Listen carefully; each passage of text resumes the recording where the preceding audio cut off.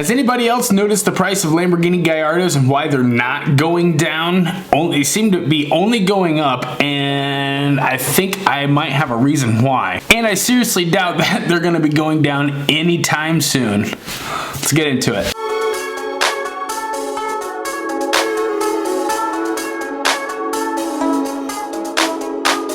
I know I'm not alone, and when I say that Lamborghini Gallardo has been heavily on my radar as far as buying your first supercar, or it is an excellent first supercar, not only because of the entry price. It seems to be the point where your money goes the furthest as far as the supercar world. You're gonna get you're gonna get the big naturally aspirated V10. You're gonna get the big crazy flat wide body. You're gonna get the mid-engine, and it seems to be pretty decent. I mean, as far as parts wise goes, to maintain, fix, if you can fix it yourself. I know that there is about $100,000 machine that Lamborghini has that you have to use to calibrate the E-gear and all the pumps. First gen and the second gen. The Gallardo was pretty well known for being the first really good supercar ownership experience. The body parts were pretty cheap to fix. You could get steel brakes for it, or you could get carbon. The cars were pretty much bulletproof. The non-LPs, as far as the 2004 to 2008 models, they had a couple, I know that they had some electrical issues as far as the wiring loom, and I know that they had a clutch problem, especially in the E-gears, the clutch, not lasting. I know that they had the 1-2 shift, the first gear to second gear. It was a little, from what I understood, was a little bit tall in the 2004, 2005, so it caused the clutch to slip a little bit more than it should have. It was accelerated wear as far as the clutch goes, and it was especially so on the E-gear. Now the non-LP Gallardo, which was 2004 to 2008, had a 5-liter even firing sequence V10 engine at 11:1 compression ratio, and it produced about, I'll put the exact number up, about 490, I think it was 493. The Gallardo really got a refresh, and what they did was they didn't increase the stroke of the motor, they actually just increased the bore, but it went from a 5-liter to a 5.2 odd firing sequence. Not only did they bump up the displacement by 0.2 of a liter, but they bumped up the compression from 11:1 compression to 12.5:1 compression. So if you hear these cars with like the 2B exhaust or X pipes or whatever, and they're a little bit louder, that's probably why. It's gonna be a massive contributing factor as far as like just the sheer loudness of that car. The LP stood for longitudinal, man, I'm gonna butcher this, longitudinal posteriore, which translates into longitudinal rear position. That's just basically how the motors, it's planted in the car lengthways parallel to the chassis and not transversely mounted as far, perpendicularly wise. That's all that means. And then the 560 was technically like 553 horsepower, but they rounded it up. I don't know if they measured that in PS or whatever as far as European spec goes, but they gave it the LP 560, and you could, dash 4 be all-wheel drive, dash 2 be two-wheel drive, and yet this is probably the car to buy because it got a really big upgrade in the transmission, got a big upgrade in the brakes, all the very critical components which you would need to, consider this car to be reliable. It came with a lot more options too. I know I'm a sucker for quilted leather. Oh my God. And this was the only version of Gallardo that got that option to have quilted leather seats. The car pretty much stayed the same. It was just a little tidbits here and there, but the second gen Gallardo was really known to be rock solid. I mean, this was supposed to be like that supercar you could daily drive, and it was really had that Audi dependability to it. And as far as what I've read from other owners online and what I've heard from Huracan owners, they're supposed to be pretty similar as far as reliability guys goes. Just keep up on your maintenance, and supposedly the thing is supposed to be just bulletproof. Now, the second quarter of 2014 at the Geneva Auto Show, the Huracan got released, and when this thing hit the market, it hit the ground running, because the Huracan, in all retrospects, and everybody that I've talked to that has had firsthand experience and seat time in the Huracan,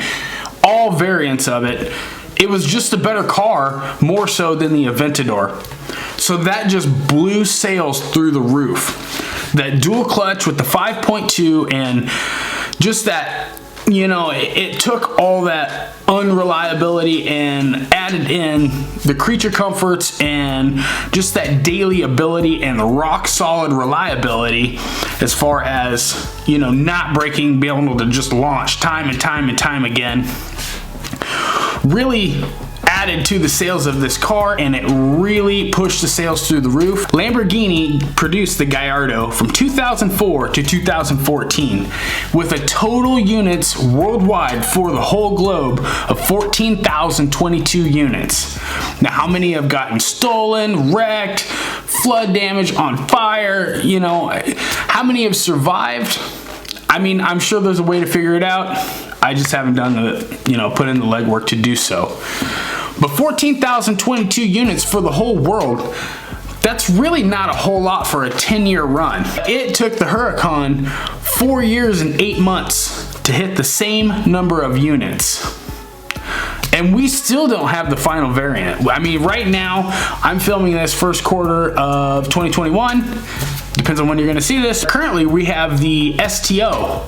So we've got the, you know, the 610-4, we've had the 580-2, we've had the Performante, we have the Evo in all variants, and now we have the STO.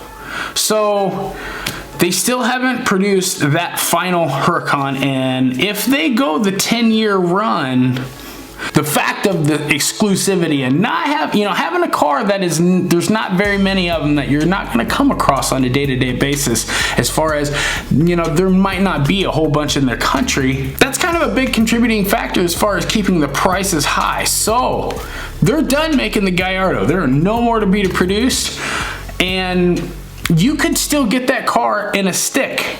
Now, this time last year, I was watching the prices, and you could get a Gallardo pretty much for about $80,000, $90,000. As a matter of fact, I went over and I took a look at one. I almost pulled the trigger on one myself. But now these cars are going for a premium, and I think that this probably could be a runaway train. If you want to get one, I would say now's the time to do it. The 2004, 2005 definitely had their issues. You know, the 2004, man, that I've heard so many weird, as far as like eccentric, weird things that go wrong with that car, but it didn't come with the front lift.